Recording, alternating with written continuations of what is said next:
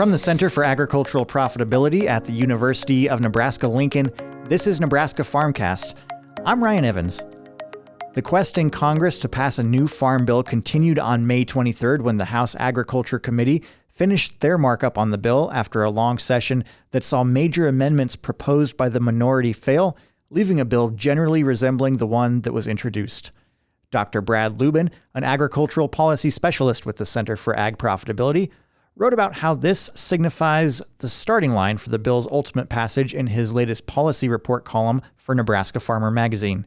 He's here to talk more about what this step means and what the road ahead now looks like for the Farm Bill. Brad, thanks for being here again. Good to be with you. So it seems we've been meeting about this monthly here on the podcast. Can you just refresh us on the Farm Bill's journey up to now and then describe what this marathon House Ag Committee session accomplished? You know, the Farm Bill's journey, even to this point, has been a pretty long road and full of stalemates and some challenges along the way. Remember, it was supposed to be the 2023 Farm Bill that was due in September of 23. It did not get done. Ultimately, late in the year, a passage of a simple one-year extension occurred, and so we now have a 2024 deadline for a Farm Bill. Yet we're just getting it started at this point. We saw earlier this year both a release of principles and language from House Ag Committee Chairman G.T. Thompson, and then we saw a release of principles from Senate Agriculture Committee Chair Debbie Stabenow. That gave us the first sort of evidence on paper of the ongoing debate and development and the fact that there were actually principles in place or ideas in place about what legislation should look like. Well, it was House Chairman Thompson who did, in fact, move that into an introduced bill and went through the committee process here to actually pass a bill out of committee. So we have the first step, but we're a long ways away from the finish line. And as this first step, long path to get here, but this is, as you write, still only the starting line for the road ahead. So can you explain what challenges are likely ahead in the legislative process? Yeah, the road ahead is still a long road, but there may actually not be much time to spend on that road. With a major election obviously ahead of us this fall, and the obvious campaign season that goes with that, the amount of time for Congress to actually sit down and do some work gets pretty short pretty quickly. And of course, it's filled up with other priorities too, like annual appropriations and other issues. So there's some thought that even though the House Agriculture Committee did in fact pass the Farm Bill, Chairman Thompson mentioned that it might not get for consideration until later this year, maybe September. Well, if it moves eventually later this year, then it's also butting up right against the election and the final campaign sprint. And we may not see action until after the election when we're debating about whether we do something during a lame duck session or whether we, in fact, revert yet again to an extension to push this debate into 2025 when a new Congress would convene and questions about which party may or may not control which chambers and the White House accordingly. And in your article, which again we encourage listeners to read your column in Nebraska Farmer, it's linked to in the description to this podcast and on our website at cap.unl.edu. So some of the highlights obviously include changes to the price loss coverage and agricultural risk protection programs. So how could those potential revisions impact Nebraska producers? There are proposed changes in the safety net tools for producers, both in the commodity program title and the crop insurance section. We understand the ARC and PLC programs now. We've had them for a decade, in fact. They're not a permanent farm bill, but they seemingly have worked like one that we've relied on here for the past decade. The proposed changes that are in the current bill as moved through the House Ag Committee would increase the ARC safety net or guarantee level from the current 86% to 90%. So we're looking at bumping up the size or bumping up the level of the safety net in ARC. We're similarly looking at proposed increases in the statutory reference prices for the PLC program. Different rate changes for different commodities, which itself is a little bit of a controversial or at least a controversial issue or a question for some groups, but proposed increases in reference prices. Increasing the statutory rate means also increasing the maximum effective rate that could be in place given the formula that exists. If I look at corn and soybeans in particular here, a Midwestern perspective, the increase in statutory rates are not as high as some of the other commodities. But we've already seen an increase in the effective reference prices for 2024 because of the formula that says if the market price is higher, then the calculation is 85% of the 5-year Olympic average. If that number is higher than the statutory reference price, then the effective reference price is higher. There's a cap that says it can't be any higher than 115% of the statutory reference price, which means for those commodities, we saw a substantially higher reference price for 2024. Under the same existing policy, we would see a higher reference price in 2025, but it would hit the cap. Under the new PLC proposal in the House Ag Bill, that cap would be higher, and we'd actually see it go a bit higher. So there's a chance of higher reference prices in effect for our commodities in the coming year or more because of the proposed changes in the bill. There's also proposed changes on the crop insurance side with the supplemental coverage. We know the supplemental coverage option and the enhanced coverage option that are available across all commodities. In the South, we also have a program called STAX for cotton. But the change here is a proposed change in the supplemental coverage option to increase the protection level from 86 up to 90%, and also to increase the subsidy level. That is the portion of the premium that's paid by that's supported by the federal government. So increases in the insurance safety net, increases in the PLC and ARC safety net, those are what's proposed. Just as a look ahead, there are different proposals coming out of the Senate, at least as it appears out of the guidelines that Senator Stabenow has released, Chairman Stabenow has released, but they're relatively modest differences. There's a lot of numbers there to talk about and maybe potentially debate amongst ag groups and regions, but fundamentally we're talking about different levels of proposed increases to the safety net. That seems achievable. That's my optimism that there's a pathway to get this done. There's relatively modest differences between proposed safety net levels. There's a path ahead that could identify a compromise there, I think, pretty readily. That's the optimistic view that says there's a path ahead. There's also a reality that there are a lot of hurdles ahead, and not just the time constraints. There are major hurdles ahead here relative to funding questions, and particularly battles over funding in the conservation title, in the nutrition assistance title, and in the administration of what's called the Commodity Credit Corporation spending that the Secretary of Agriculture has control of. Yeah, thanks. And you talk about all three of these in the article. So let's get to those right now. SNAP, the Supplemental Nutrition Assistance Program, seems to always be a big point of contention in farm bills. It's such a large part of it, as I understand. So the debate around the proposed cuts to SNAP being such a significant point of contention, what are the arguments on both sides? So fundamentally in the SNAP program, we recognize the growth of the program. It is more than 80% of the total spending in the Farm Bill. We have a $1.5 trillion projected spending bill here over 10 years. Remember, it's a 5-year bill typically, but it's a 10-year budget baseline that they project. 80% of that is SNAP. Now, we've been battling over spending on the SNAP program for more than a decade. We've been battling over longer than that, but it's basically the same fight we had a decade ago that led to the 2014 Farm Bill actually failing on the floor of the House before it was ultimately approved. It's the same issue that led to the 2018 Farm Bill failing on the floor of the House before it was ultimately approved. And we're still battling over the same issue here today.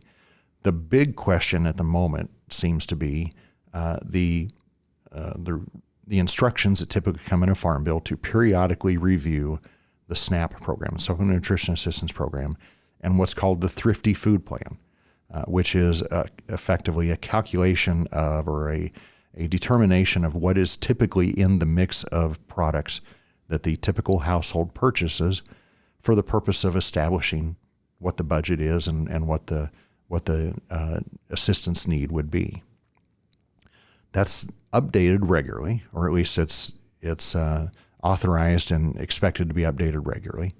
And it typically, or at least historically, was thought to be when that's updated, that reflects changes in purchasing patterns and mix of commodities.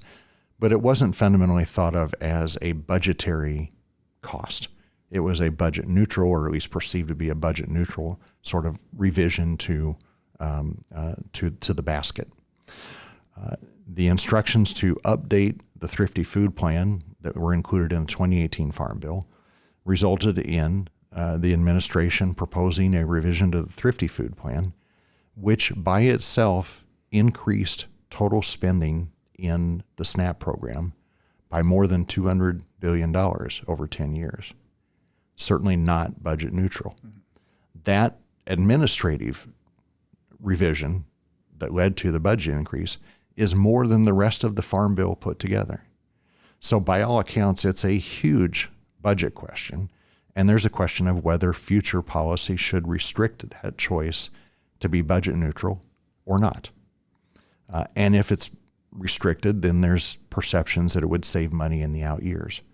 Not that it would specifically cut any current level of benefits, but that it ultimately might reduce potential future increases. Well, that's a big fight. Whatever it is, it might be called, well, this is reining in uncontrolled or excessive spending. The same decision is also taking assistance away from households that we know are still generally food insecure and concerned about the well-being and the availability of food. So it's a tough issue to get through. We've been debating food assistance for decades, and solving that one is still going to be really, really challenging.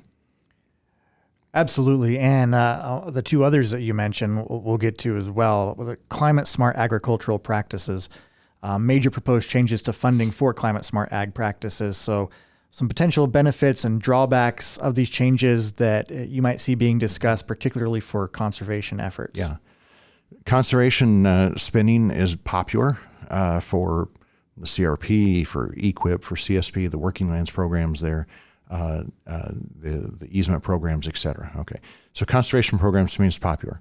It's also oversubscribed, which means there are more applicants than there are funds available. The Inflation Reduction Act, passed back in 2022, added some one-time funding authority for conservation programs, close to $20 billion, which would add dramatically to what is roughly $6 billion a year for the underlying commodity program support. So that's new money, but it's one-time money, and it has the requirement that it was spent on climate-smart practices. Well, there's a lot of interest in how do you turn that one-time money into some permanent funding authority for conservation? That is, you rewrite the authorization, you move the expected spending under the one-time provision to expected spending under the existing bill, and there seems to be general consensus that that's a good path to go down. There's some resistance, perhaps, to that commitment over the long run, but that seems to be sort of bipartisan support. The clause that says these provisions under the Inflation Reduction Act only apply to climate smart practices is the sticking point. So do you bring that money into the bill but keep it in climate smart practices, or do you bring that money into the bill and remove that restriction so that it can be spent more broadly on other conservation practices and help with the backlog of interest in the existing programs? That's the battle. I don't think it's a battle about can we take conservation money and go spend it elsewhere. It's just a battle about we're going to spend it in conservation. Can we take it for something beyond climate, or will it have to stay specifically with this certain specific set of climate practices? And one more debate you touch on is the discretion that the Secretary of Agriculture has to use Commodity Credit Corporation funds. So first of all, what are Commodity Credit Corporation funds? And then what's the outcome of this debate likely to impact in terms of policy? Yeah. Well, first off, it's maybe good to note the Commodity Credit Corporation, or the CCC, is essentially a financial arm of USDA that is used to receive certain revenues from trade policy, tariff, and so forth. various, as well as appropriations from Congress. And then out of that, the CCC is a very oversimplified version. It's the USDA bank account from which you pay commodity program supports and conservation program payments and so forth. But there's some authority for the Secretary of Agriculture to use funds in the CCC for commodity support as needed and sort of on a discretionary basis. That's the account that Secretary Perdue tapped for trade assistance back during the Trump administration. That's the account that Secretary Vilsack tapped for climate smart contracts here more recently under the Biden administration. So that account gets used for some sort of extra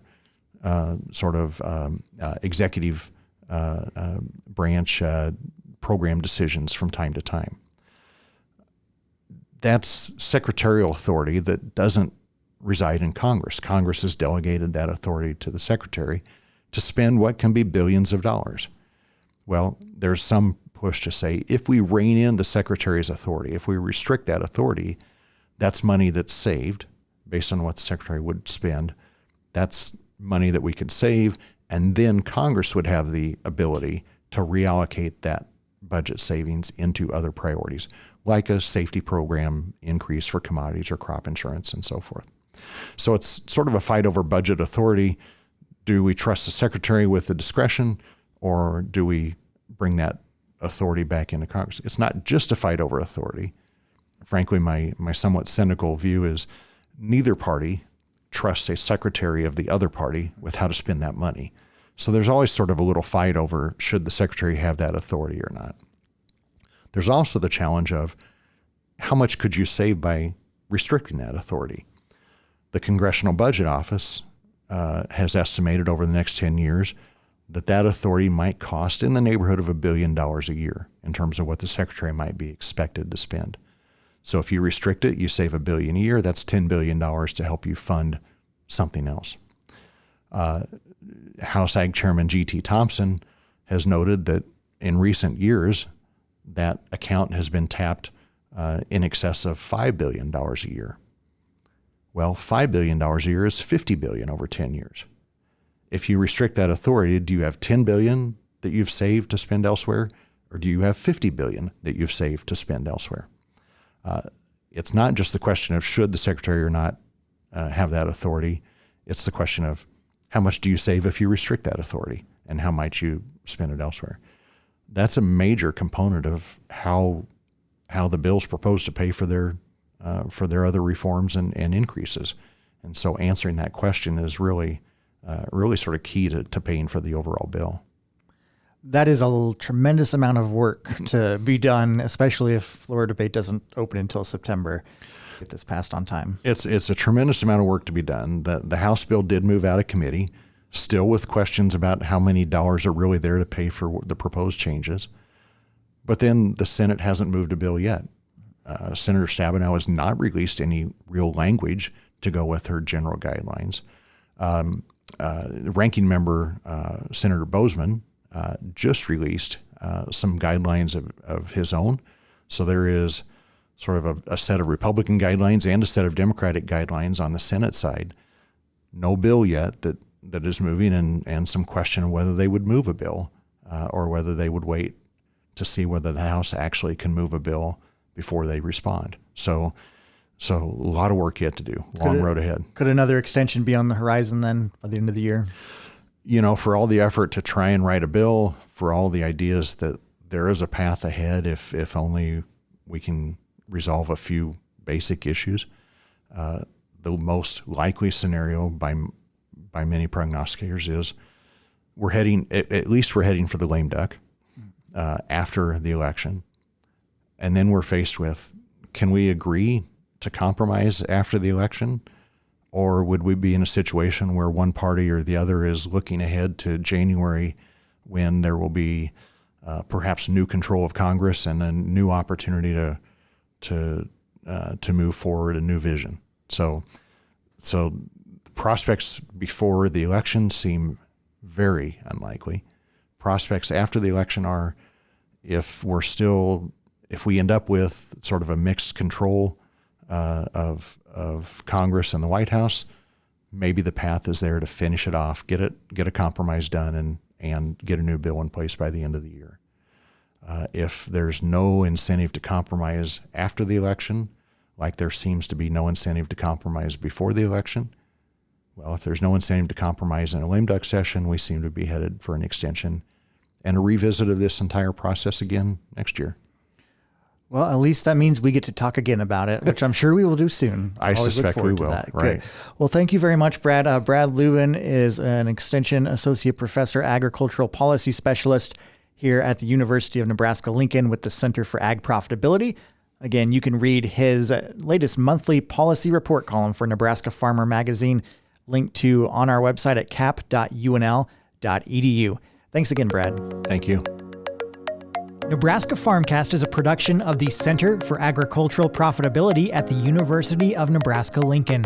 For the latest research-based information and education resources to manage your farm or ranch operation, visit our website at cap.unl.edu. That's cap.unl.edu.